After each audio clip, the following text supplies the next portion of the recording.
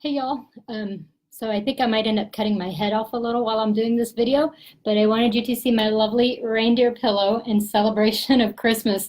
So a little bit silly, a little bit professional. That's what you get here, and better than the honeymoon. So I just want to say thank you so much for those of you that are sending questions. This is fun for me to do this type of education and this type of teaching. So it's exciting that you guys are sending in your questions and letting me know that you have an interest in this. So I kind of originally thought that I'd be doing a lot on marriage just in general, maybe communication and conflict resolution. But I'm finding that y'all are very interested in sex, and I'm getting a ton of those questions, and keep them coming because I would love to talk to you guys about this. So I'm Dr. Jessica McCleese. I'm a licensed clinical psychologist and a certified sex therapist, and everything I do is from a Christian perspective. So you're going to find today that I'm not, hey, Shannon. Y'all, I love Shannon. She's my bestie, one of my besties. So y'all are going to find that as I'm talking about this stuff, that I may not be sharing scripture all the time. I may not be quoting verses, but everything I do is from a biblical perspective, in that I believe that God designed sex for marriage and that he wants us to really enjoy our sexual relationship. So that's what I'm coming from when I talk about this stuff. So I had a question come through to me, and basically the person that wrote the question was asking, can there be more to sex than a physical connection? So this person, and I'm trying to keep it anonymous, but this person basically said, I believe that sex is mainly physical, and I will say that it was a female that asked this, because that actually adds a little bit to the description of the question. But a female asked, is sex more than physical? To me, it's a great physical connection, but my husband believes that it can be more, and that's not how I feel, but I'm wondering if I'm missing out on something. So I wanted to describe that to y'all. So first of all, there's a few different ways to describe the sexual cycle, and I'll talk about different ways when we're here, because there's like desire and attraction and all of that, but today I'm not going to focus on that. I'm going to focus instead on three pieces of the sexual experience, where the first one is foreplay.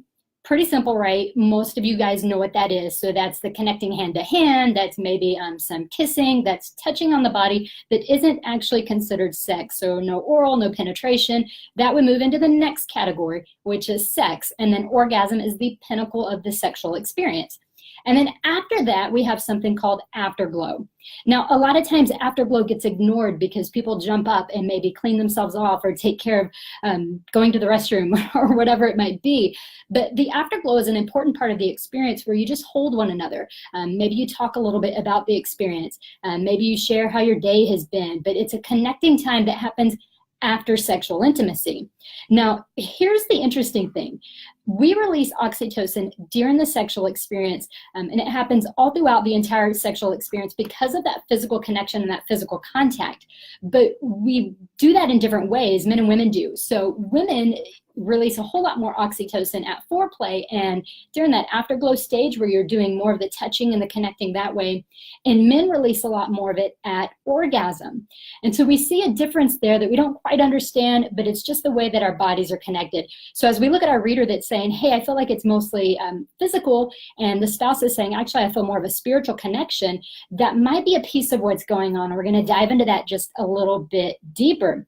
But I will tell you that if you're looking for more than just a physical connection, you're going to want all three of those pieces. So you want the foreplay, you want the actual sexual experience plus orgasm, and then you want the afterglow as well. That's going to get you to a place where you don't feel like it's just merely a physical connection. So that brings us back to our question, right? So is sex more than just a physical connection? You can already tell by what I'm saying that it is. Now, the physical piece is so clear, right? Because there's skin-to-skin contact, you're touching one another. Obviously, clearly there's a physical connection. But most of you know that there's at least a little bit more, and there's some kind of emotional connection. And this is why it's not okay for your spouse to chit-chat to somebody else on the phone late at night. This is why it's not okay for your spouse to text people that you don't know. This is why you don't want private messages going back and forth, because we know that there's more than just a physical connection. And maybe we can't always put the pieces together or put the boundaries up and say what's okay and what's not, but we know that the emotional connection is involved in this sexual experience. So I'm going to talk to you a little bit about the emotional experience. I already told you that oxytocin is part of what's being released at that time. Now, if you don't know what oxytocin is, I like to refer to it as my favorite neurotransmitter, and it can be yours as well if you want to steal that from me. But what oxytocin does is it encourages a bondedness. So it encourages connectedness between couples. Men and women can have this because of holding hands. They can have this through kissing and making out. They can have it through sex. Women actually also release oxytocin when they're nursing their babies. And this is a part of why women feel so bonded to those children. And in fact, women release it before then during childbirth. So there are a lot of ways that oxytocin is released, but it's released for sure during the sexual experience.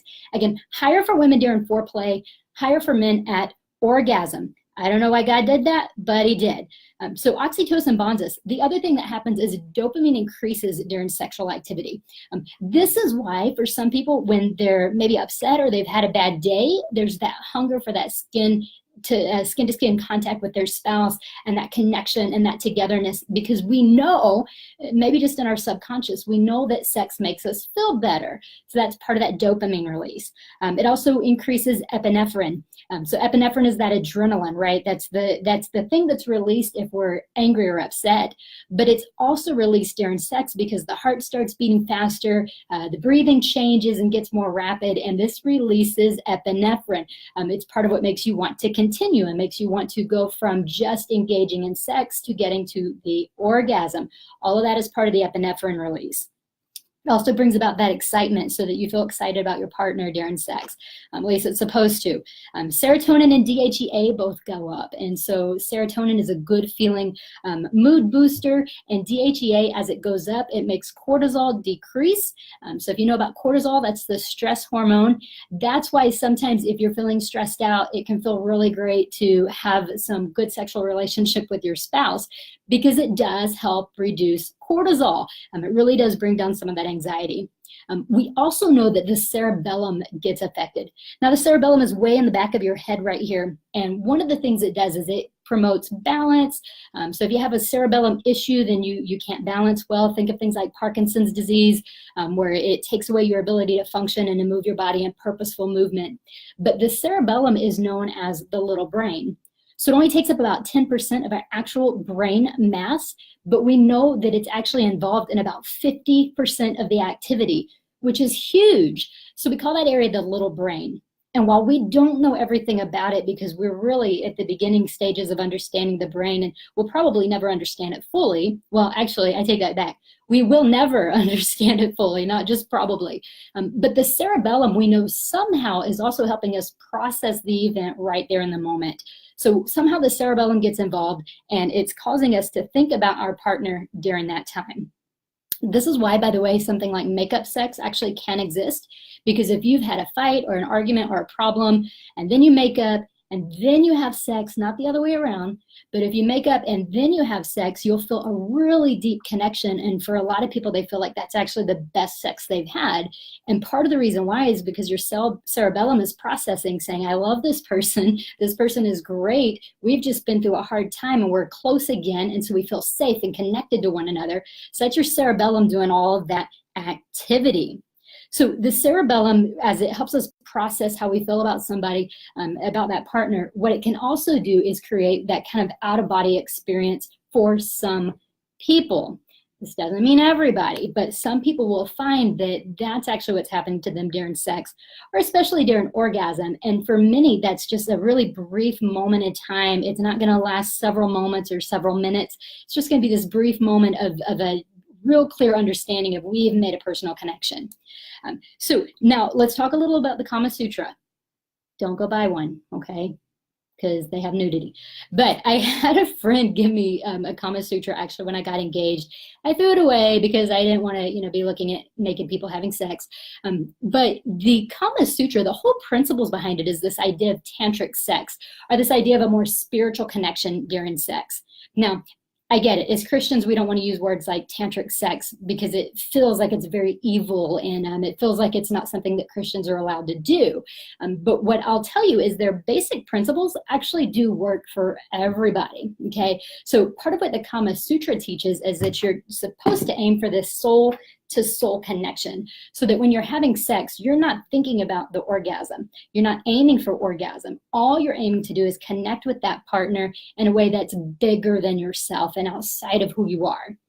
Now, if we take that word, and we know that all truth comes from Christ, and so that's not really a way I would tell you to practice, because again, it has this negative connotation and wording that makes you think that it's probably not all that holy.